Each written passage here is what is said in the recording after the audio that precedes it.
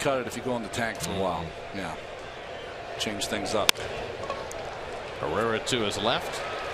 Handles it nicely. One away. So I should tell you what that is. Sorry, folks. Going to tank means you go through a period of time when you're struggling.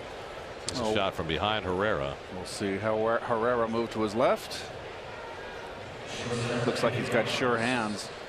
Talk to the scouts. They say he's got excellent hands, excellent footwork on the double play. They all like his glove.